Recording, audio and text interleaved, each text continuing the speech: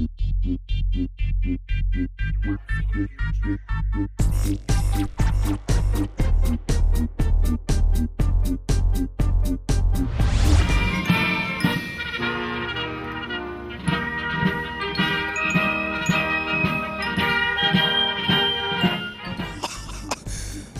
det lige en storslået parade, eller ej? Var. Den er slut nu. Tanksene er kørt. Menneskerne har spillet for os Pixel TV. Nu skal vi ind og se, hvad Order of War er for noget. Står jeg ude for en storslået plads ved Armémuseet i Stockholm.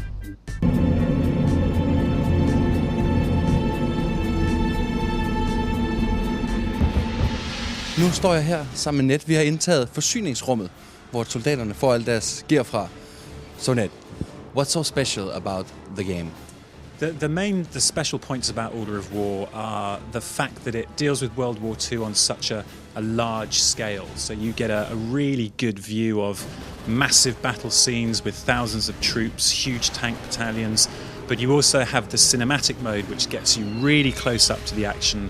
You can see the scratches on the tanks, the details on the soldiers. So it offers sort of two different looks at World War II as a game in large-scale battles similar to Total War, but it also gives you the real close-up details like games like sort of Company of Heroes and other more mainstream titles.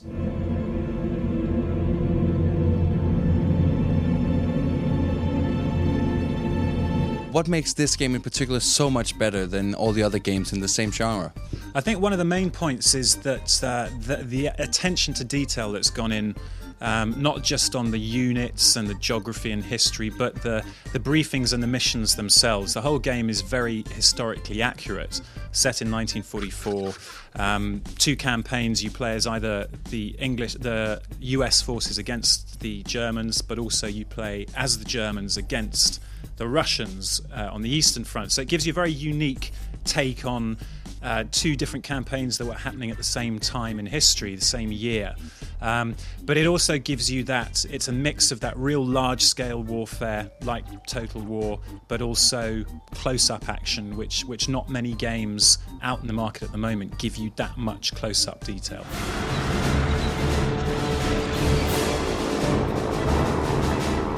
How come you chose to focus on not so much the micromanagement, but more the whole strategic side?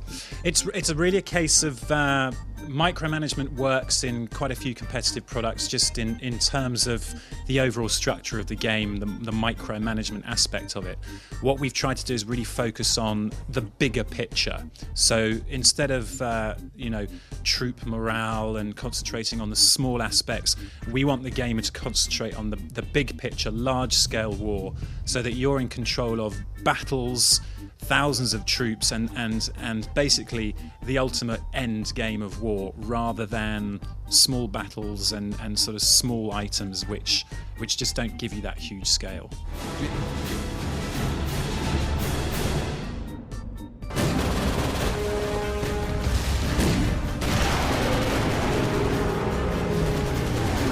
I think if you're into World War II generally, just movies or other games, I think it makes it's accessible to you. In terms of being hardcore RTS, the main target are RTS fans, but I think one of the advantages of this game, just by the way it looks and feels, that it does become more accessible to a wider audience.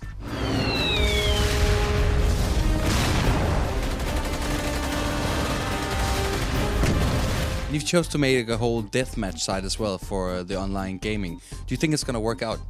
The deathmatch side, even though it's quite an integral part of the multiplayer, the online aspect, it's not huge. You can play as 1-on-1, 2-on-2, or 4 against 4.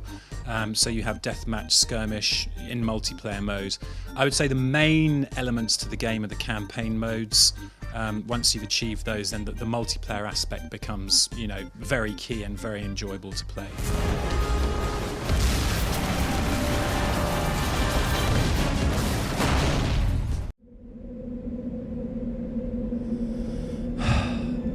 Det er Lenny. Lenny han måtte lade livet i en granatgrav. Et meget koldt sted. Du kan tydeligvis se sneen i det her hul. Men det var aldrig sket. hvis kære Lenny havde haft sit dertil givet arktiske tøj på. Så til alle jer, som måske skal i arktisk krig, husk hue, hat, undertøj og taske og spand.